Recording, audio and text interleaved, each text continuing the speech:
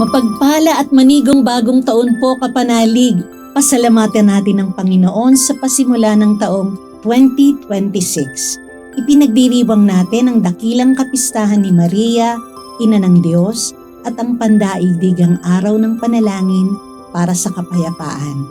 Ito po si Sister Rose Agtarat ng Daughters of St. Paul para sa mabuting balita. Atin ang pagnilayan ng Ebanghelyo ayon kay San Lucas.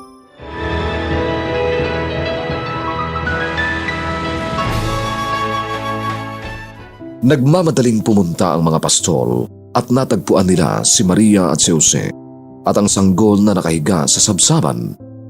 Pagkakita rito, pinatotohanan nila ang pahayag na binigkas sa kanila tungkol sa batang ito. Namanghari ng mga nakarinig sa mga sinasabi ng pastol sa kanila. Iningatan naman ni Maria ang mga ito at pinagnilay-nilay sa kanyang puso.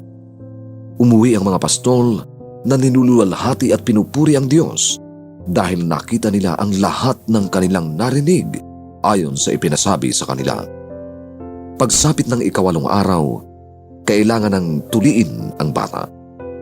Noon, pinangalanan siyang Jesus, ang itinawag sa kanya ng anghel bago pa siya ipinagdihi.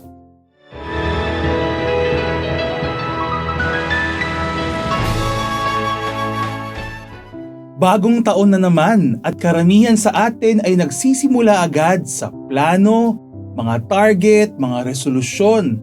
May kaba, may pressure. Parang kailangan kasi agad ayusin ang buong taon sa unang araw pa lang. Parang ang bigat ng tanong, ano ang mangyayari? Kakayanin ko ba? Tama ba ang mga desisyon ko? Pero si Lord, iba ang pagsalubong sa bagong taon. Sa mabuting balita ngayon, hindi tayo dinala sa ingay o engranding pasabog. Dinala tayo sa mga pastol, ordinaryong tao na nagmamadaling pumunta sa sabsaban. At doon nila natagpuan si Maria, si Jose, at ang sanggol na nakahiga sa sabsaban. Gaya ng sinabi sa kanila ng Diyos. Habang ang mga pastol ay nagkukwento at nagpupuri, si Maria naman ay nanatiling tahimik. Sabi ng mabuting balita, iningatan ni Maria ang lahat ng ito at pinagnilayan sa kanyang puso. Hindi niya minadali ang pag-unawa. Hinayaan niyang ang Diyos ang magbigay linaw sa tamang panahon. Ito ang tinuturo ng simbahan sa atin sa unang araw ng taon. Habang gusto nating hawakan ang mga magaganap, tinuturuan tayong humawak muna sa presensya ng Diyos. Hindi lahat ay kailangang maintindihan ngayon.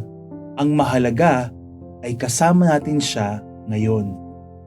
At sa pagtatapos ng ating pagbasa, pinangalanan ng batang Jesus. Isang pangalan na nangangahulugang ang Diyos ang nagliligtas. Hindi pa malinaw ang mga darating sa taong ito, pero malinaw na ang pangalang dala natin sa pagpasok sa bagong taon. Hindi man alam ni Maria ang lahat, ang paglalakbay, ang pagod, ang krus, pero sapat na sa kanya na buhat-buhat niya ang anak ng Diyos. At dahil doon, ligtas ang hinaharap. Ngayong bagong taon, baka marami ka ring hindi sigurado. Maraming katanungan, maraming gustong ma-achieve at matiyak gamit ang pagpaplano. Pero bago po ang lahat ng iyan, tulad ni Maria, siguruhin muna nating mahigpit ang hawak natin sa Diyos, ang ating tanging manliligtas. Kapanalig, paano ka magsisimula ng taon?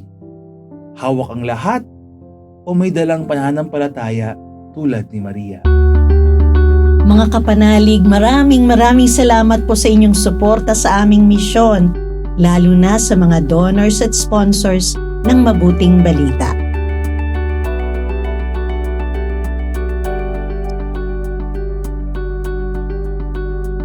Subscribe, like, share, and follow po lines sa aming social media accounts.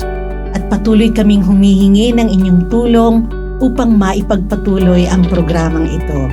Maaari po ninyong ipadala ang inyong love offerings at donasyon sa aming donations channels. Makakaasa kayo na kasamang lagi ang inyong mga intensyon at kahilingan sa aming panalangin araw-araw. Ito pong muli si Sister Rose na nag-aanyaya sa inyong manalangin. Banal na sanggol, pinawi mo ang kadiliman sa sanlibutan noong dumating ang iyong liwanag sa aming buhay.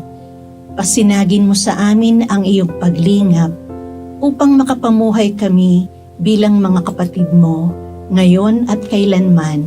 Amen.